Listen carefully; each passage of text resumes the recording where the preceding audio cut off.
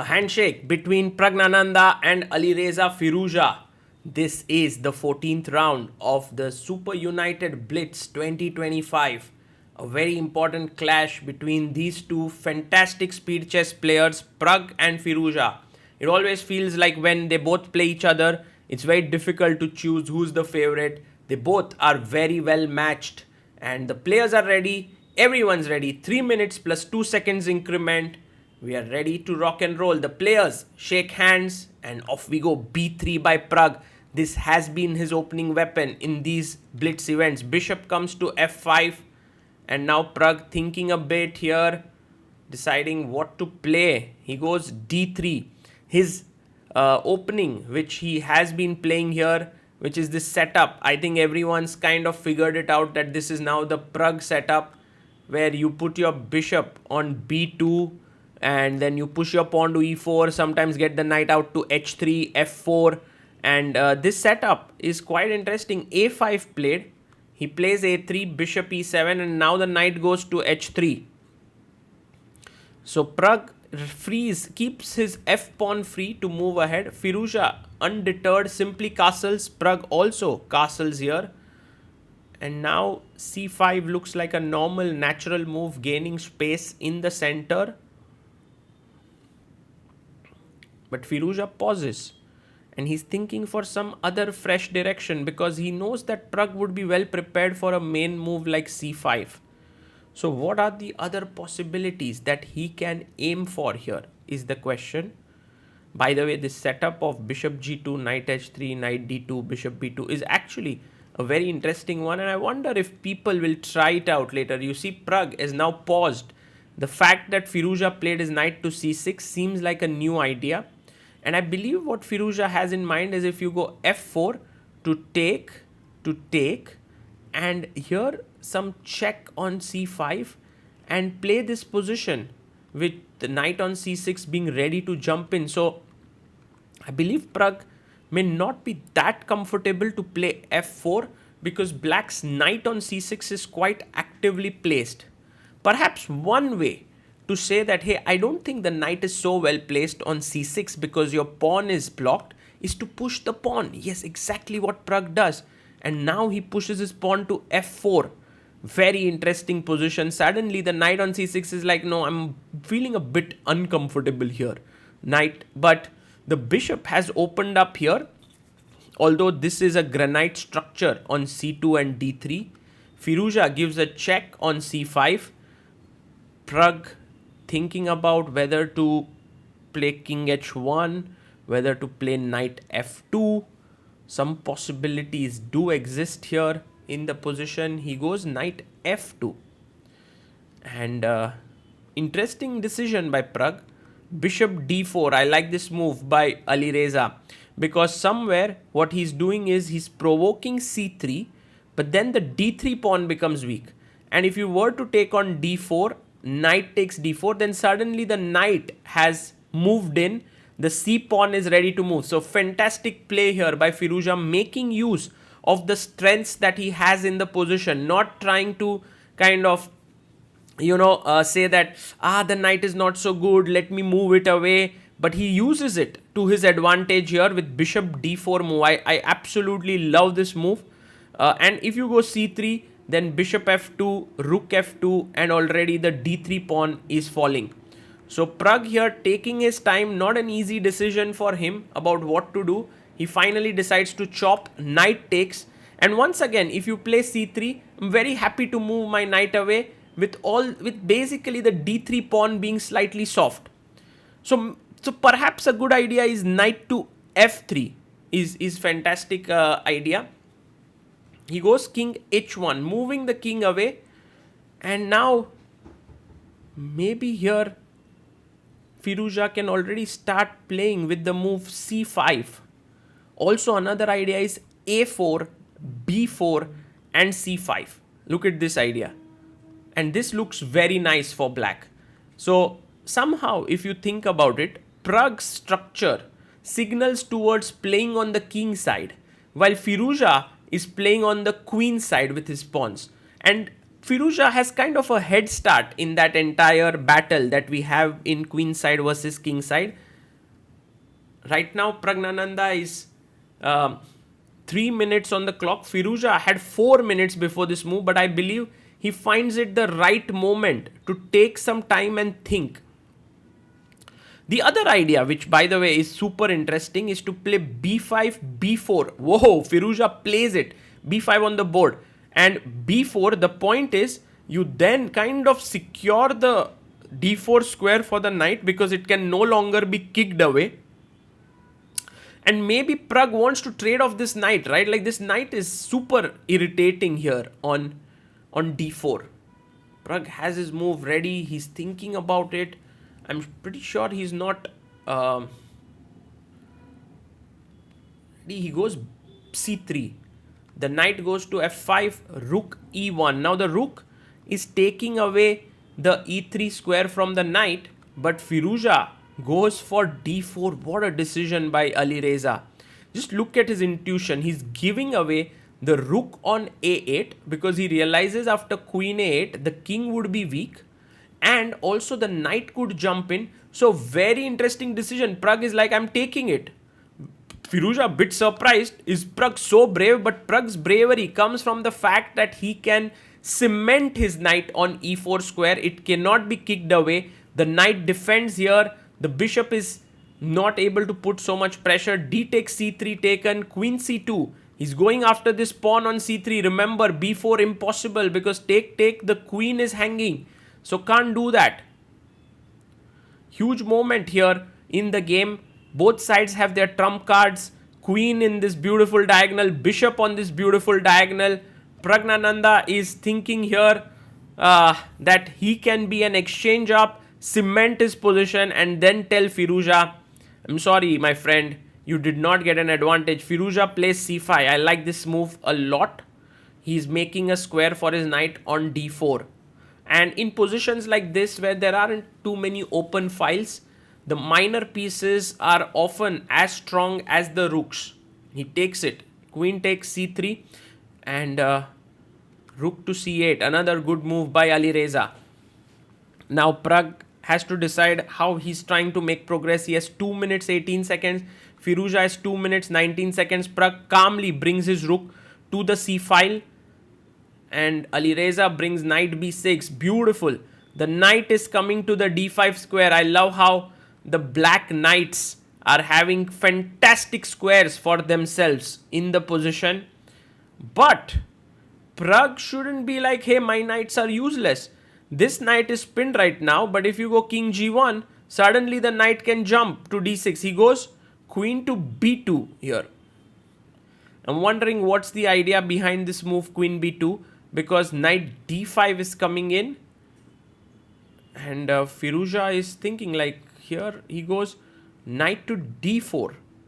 And perhaps a possibility to give back the exchange with rook takes, queen takes. I don't know if that is a good decision. Maybe Pragg can destabilize the knight on d4 with the move b4, like pushing the pawn here. But it seems like the black knight can jump to a4. He plays b4. Not a good move. Not at all a good move because the black knight can jump in. And Firouzja does it. Knight a4. I love how black is playing this position. Pragg under big pressure plays queen b1. And now a fantastic move is c4. Because then take. c3 is coming. The bishop opens up. But he goes ab, and now c4. That's also a fantastic decision. And now you want to kind of destabilize the knight on e4. This pin can become super nasty. I have a feeling that practically Pragg is just lost here. But Pragg is a super fighter. He is the one who doesn't give up easily. But can he salvage this position? Is just 1.5 minutes on the clock. Alireza has 1 minute 47 seconds while Pragg is down to his last minute on the clock. And he's not able to make a decision. The best move and perhaps the only move is to take d takes c4. He takes, pawn takes, and now pushes b5. Knight to b3 is beautifully strong move. Let's imagine knight to b3. Now you need to keep control. If you go rook d1, already knight c3. You can't play rook c2 because it blocks here. Bishop e4 is possible, but maybe this is a... Oh, you have it defended. Okay, you don't want to take it here, but just knight a c5, and then this pin becomes too much to handle. So yeah, important moment now, knight b3. Is Firouzja going to play this knight here to b3, which is winning? He's taking his time. Pragg doesn't have a move after knight b3. He's going to lose an exchange. He goes queen d5. Not a great move here by Praggnanandhaa. These knights and rook are trying to cement the position here, but Pragg has a very strong move now. Queen b4, he finds it. He finds it. It's a huge move by Pragg. And suddenly, it's white who's doing well. It's insane how the position has changed. And the main thing is now, the queen can move to d6. That's a big thing. And also b6, b7. Don't underestimate the pawn there. King g1 can get the king out of the mess. Also, the knight is hanging here on a4. Let's not forget that. And if you go knight c5, I simply take queen takes c4, and this pin is not flying here. He goes knight b6, queen comes to d6. Maybe there was an idea like rook d1 which was stronger, but queen d6, very human move to trade pieces. And Praggnanandhaa now in the driver's seat. Perhaps the best move once again is knight b3, but you already can't think clearly. Firouzja down to 30 seconds on the clock. In fact, 18 seconds as he makes this move, knight b3. The best move in the position. Rook d1, queen takes pawn, check, queen e8, and picks up the knight. Firouzja blunders big time here by taking this pawn. He misses the check by Praggnanandhaa because take would have been checkmate here. So he had to bring back the queen and he loses the knight. And the result?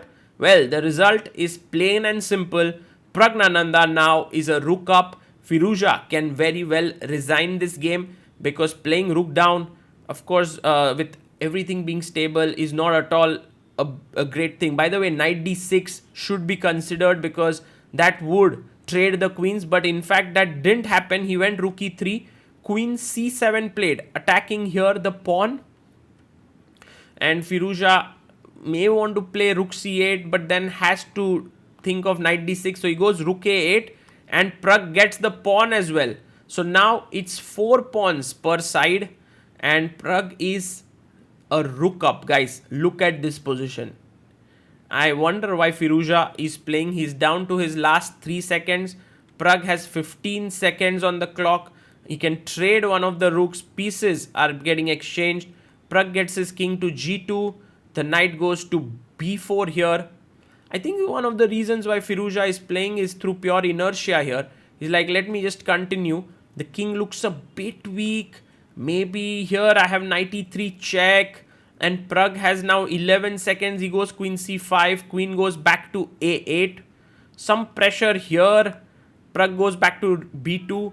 Pragg is finding this bit difficult to play this position. Down to 5 seconds now. Oh my god. He goes rook d2, queen comes to e1, come back, queen d4, no, h3, blunders the piece. Pragg is like, what the hell did I just do? Did I just give back an exchange, like a piece for free? Now I'm just an exchange up.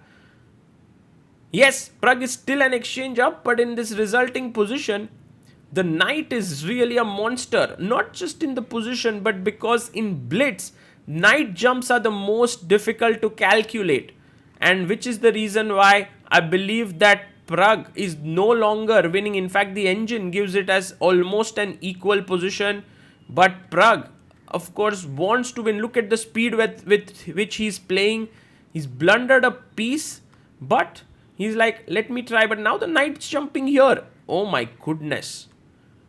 And this just goes to show how when the play... Oh, he was going to make this move, king g1. When the play is on one side of the board only, the knight is almost as good as the rook. Rook a3 played, knight jumps to f5. See the knight putting pressure on the g3 point. Pragg has to get his king activated, or I would say out there in the open. There's no need to get it activated, but he's not able to make progress with the king being on the king side. So he's brought it to the queen side. And I don't know if this is actually a great idea. maybe it's a very logical idea. Like if imagine the rook goes to b8 and the queen goes to c8, like the rook has now gone in, queen check, king a3, no more checks. He comes back, queen d5. Firouzja had this 1 second on the clock. He goes queen c8, queen a5 check, king goes back, check, king b1.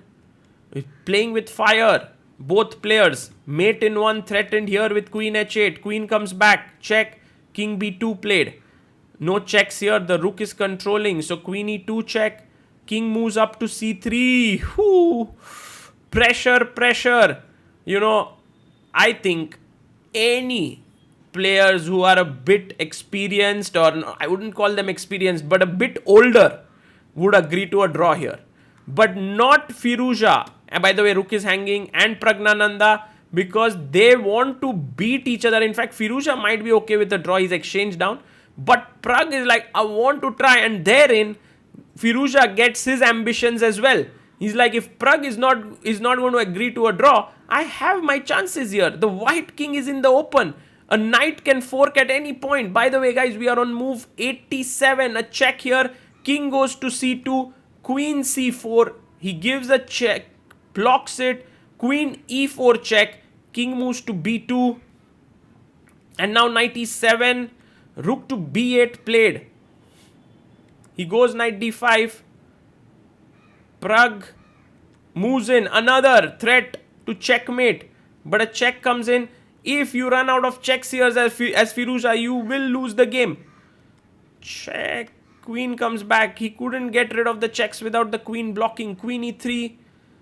While the checks do end, but somehow the position does not improve for white.